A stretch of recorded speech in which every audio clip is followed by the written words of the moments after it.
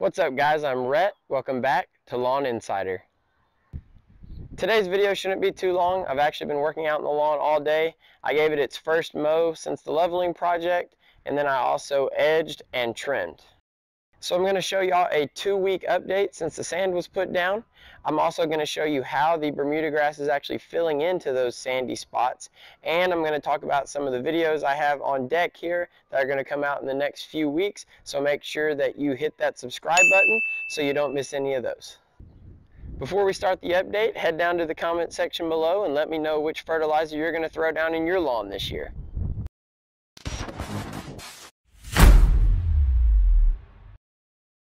Here's the front lawn, 2 weeks out from the sand leveling project. I mowed today. You can see that I put some diagonal stripes. I actually did a diamond pattern. Let's see if you can see that when I get over here to the side. A little bit, you can see. So diamond pattern, you do horizontal stripes one way, and then you do basically at a 45, you do diagonal stripes the other way. The stripes will show up a little better once the yard completely fills in.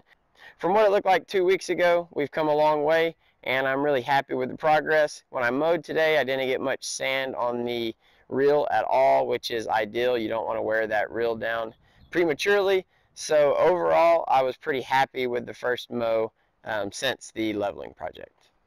The side yard is also filling in pretty nicely. As you go further to the back, you can see that there's more shadows in the back. The grass is not growing as aggressively back there yet, so there is a little bit more sand back there that's still visible. But again, overall, most of the sand has worked its way into the soil, and hopefully in another couple weeks, it will just be all grass. All right, here we are in the backyard. You can tell that when I mowed back here, that I actually scalped down a little bit further than I did in the front yard. You can really tell over here where it's a little bit lighter green. I'm going to show you a close-up on that in a little bit to show you what I'm talking about. But still some sand showing right here and right here. Remember, these are the two spots also that were slower to fill in after the scalp as well. But as you'll see here in a second, they are filling in pretty nicely, and I think we'll be 100% grass sooner rather than later.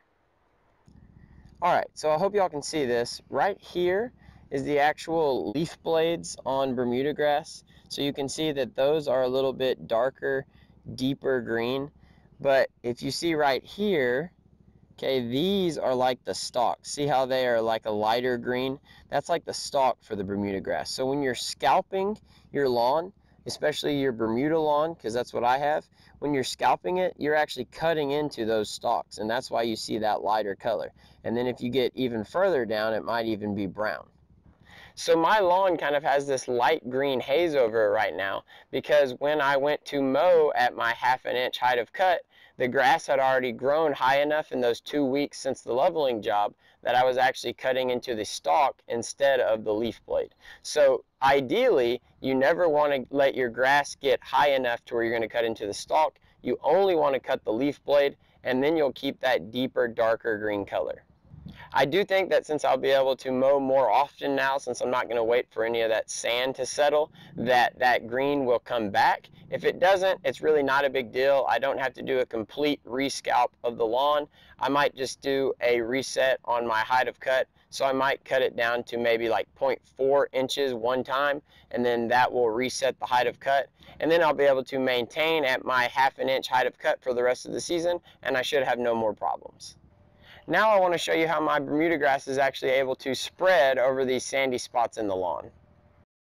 Okay, so what we're seeing here is one of my sandy spots. That means that it is, for whatever reason, it's filling in more slowly, probably just because it was a little deeper undulation in the turf, but you can see that it is slowly filling in with grass. But what you notice is that the grass isn't actually poking up through the sand, it's actually filling in across the sand. So what you're seeing right here, okay, that is called a runner. All right, and that's how Bermuda grass spreads. It's actually one of the ways that Bermuda grass spreads. So these runners are actually the top growth on the grass, and they're called stolons.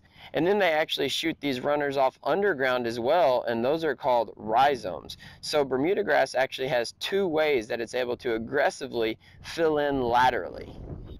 And that aggressive lateral growing pattern is why we want to maintain our Bermuda grass at a short height of cut, because when we cut it short, we're letting the plant know that it doesn't need to waste energy growing tall, and it can use all of its energy to grow sideways and get really, really thick, and that's going to promote a healthier turf, and it's going to limit the amount of weeds you have in your lawn.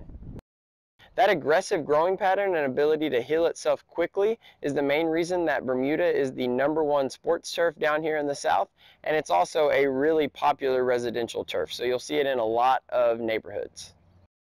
Alright, that's going to do it for this week's update, but now let's talk about some of the videos that are going to come out in the next couple weeks.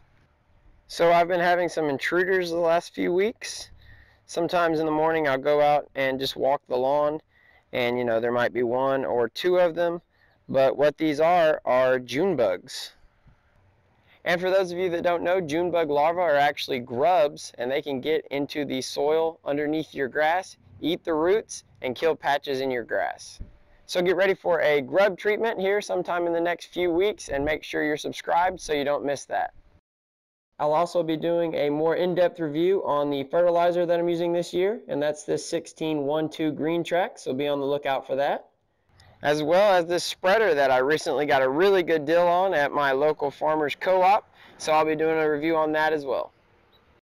So we've got all that coming up here pretty soon, and definitely a whole lot of real mowing, so make sure you click subscribe, ring the bell. If you have any questions, comments, concerns, leave them in the comment section below. If you like the video, please leave a like. I'll see y'all next week. Lawn Insider, out.